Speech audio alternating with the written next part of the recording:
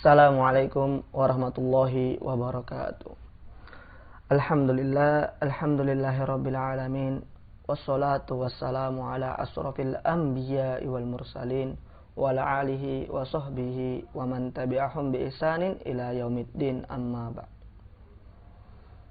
Marilah kita mengucapkan puji syukur kepada Allah Subhanahu wa taala karena pada hari ini, pada kesempatan kali ini kita masih diberi kehidupan oleh Allah, yang dimana dimaksudkan kita masih diberi kesempatan untuk meminta ampun, untuk bertaubat atas segala dosa-dosa yang telah kita lakukan sebelumnya. Juga kita masih diberi kesempatan untuk minta maaf kepada orang-orang yang telah kita ambil haknya, kepada orang-orang yang telah kita zalimi, sehingga nanti di kehidupan selanjutnya kita tidak menjadi orang-orang yang merugi karena dimintai pertanggungjawaban oleh mereka. Salam juga salawat kita aturkan ke junjungan Nabi kita, Nabi Muhammad SAW, Nabi yang kita tahu perjuangannya penuh dengan rintangan, di mana hingga saat ini, sampai saat ini kita bisa merasakan nikmatnya menjadi seorang muslimin. Pada kali ini saya akan menjelaskan mengenai prinsip komunikasi dalam Islam. Komunikasi merupakan hal yang sangat penting bagi kehidupan. Kita tidak dapat melepaskannya. Hal itu sudah melekat dalam kehidupan kita. We cannot communicate. Kita tidak bisa tidak berkomunikasi. Karena sejatinya diamnya kita, tidak menanggapinya kita, justru mengkomunikasikan bahwa kita tidak ingin berkomunikasi.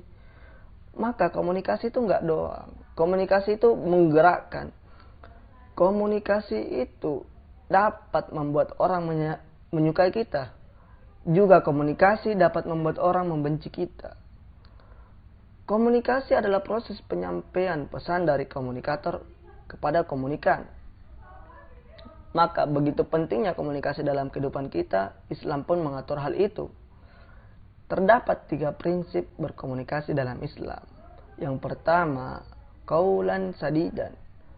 Perkataan yang benar, perkataan yang jujur. Kita berkomunikasi harus menyampaikan data yang benar, data yang sesuai dengan Al-Quran dan As-Sunnah. Kita tidak boleh melakukan sebuah kebohongan dalam menyampaikan komunikasi, karena itu sangat berakibat fatal dari apa yang kita sampaikan. Yang kedua adalah qaulan balighon. Sesuai dari kata artinya balik, yang berarti sampai. Kita harus mengerti situasi mengenai orang yang kita ajak bicara. Jangan sampai kita mengajak bicara orang yang sedang tidak ingin kita nasihatin. Kita harus mencari waktu, kita harus menyesuaikan sehingga kita menyampaikan yang benar di saat yang tepat. Karena jika kita menyampaikan sesuatu yang benar di waktu yang salah, maka hal itu akan tertolak juga. Maka kita harus melihat situasi terhadap orang yang kita ajak bicara sehingga pesan tersebut dapat tersampaikan dengan baik. Prinsip yang ketiga, yang terakhir ialah qaulan layyinan, yang berarti menyampaikan dengan lemah lembut. Islam memfokuskan melakukan penyampaian sesuatu dengan persuasif, dengan mengajak. Karena dengan lemah lembut tersebut dapat mengetuk pintu hati seseorang. Jika kita menyampaikan sesuatu dengan cara yang kasar, tidak menyenangkan, tidak enak juga untuk didengar, maka hal tersebut pastinya akan langsung tertolak oleh komunikan. Maka dengan 3 prinsip tadi bisa kita pastikan bahwa komunikasi yang kita lakukan menjadi komunikasi yang efektif, karena kita menyampaikan komunikasi yang jujur, pesan yang jujur, tidak bohong. Kita juga melihat situasional, bagaimana cara kita menyampaikannya. Apakah pesan tersebut akan sampai kalau kita sampaikan pada waktu seperti ini, pada waktu seperti itu.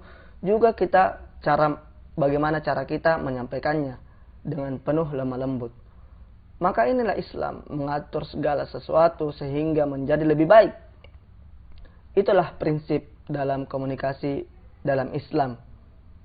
Maka mari kita terapkan sehingga apa yang kita sampaikan dapat diterima oleh orang-orang, sehingga kita menjadi komunikator yang baik, komunikator yang dapat menggerakkan, komunikator yang disenangi. Mungkin itu saja yang dapat saya sampaikan. Semoga apa yang saya sampaikan pada kesempatan kali ini dapat bermanfaat bagi kita semua. Wabillahi taufiq wal hidayah. Wassalamualaikum warahmatullahi wabarakatuh.